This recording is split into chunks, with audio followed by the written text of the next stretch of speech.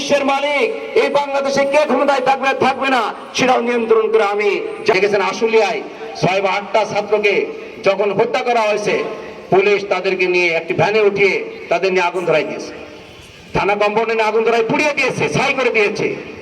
আমি একটি কথা বলতে চাই, 1971 সালে আমাদের দেশের স্বাধীনতার জন্য যারা যুদ্ধ করেছিল তাদের হাতে রাইফেল ছিল, বন্দুক ছিল, কিন্তু আজকে 24-এর গণ অভ্যুত্থানে যারা জীবন দিয়েছে তাদের কাছে কি কোনো রাইফেল ছিল, কোনো অস্ত্র ছিল?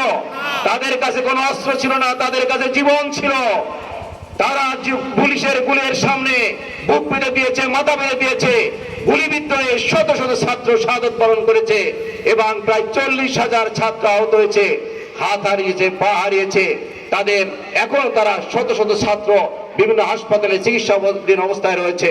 আমাদের ব্যারামপুরে আব্দুল্লাহ জীবন দিয়েছে, তার বাপ বলেছে আমি শহীদের পিতা, আমার ছেলে নতুন প্রজন্মকে দেখালো দেশ কিভাবে স্বাধীন করতে হয় এবং দেশের স্বাধীনতার জন্য মানুষকে মুক্ত করার জন্য আমার ছেলে মুক্তিযোদ্ধা, আমার ছেলে আব্দুল্লাহ মুক্তিযোদ্ধা, দেশের মানুষের মুক্ত করার জন্য যুদ্ধ করেছে, জীবন দিয়েছে। আমি সেই সন্তানের পিতা, আমি একজন গর্বিত শহীদের পিতা। সংগ্রামী ভাইরা, সে বলেছে যারা শত শত মানুষকে হত্যা করলো, যে সরকারের প্রধান শেখ হাসিনা শত শত মানুষকে হত্যা করেছে, তার বিচার বাংলার মাটিতে করতে হবে। তার বিচার যদি হবে সেদিন আমার আত্মা শান্তি পাবে, আমি সেদিন শান্তি পাবো।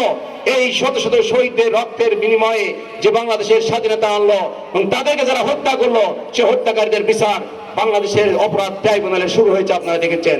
আল্লাহর কি খেলা? যারা বলেছিল 41 সাল পর্যন্ত আমরা ক্ষমতায় থাকবো, আল্লাহ রাব্বুল আলামিন বলেছেন কুলিল্লাহুম্মা মালিকাল মুলক তুতিল মুলকা মান তাশা ওয়া তানজিউল মুলকা মিম্মান তাশা ওয়া তুইজ্জু মান তাশা ওয়া তুযিল্লু মান তাশা বিয়াদিকাল খায়র।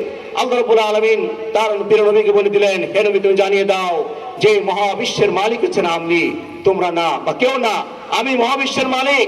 এখানে ফিরাউন চলে গেছে, নমরুদ চলে গেছে, বিশ্বের এই শতাব্দীর বহুত ক্ষমতাধর স্বৈরাচারী করুণ ভাবে তাদের দেশ থেকে বিতাড়িত করা হয়েছে, বিদায় নিতে হয়েছে।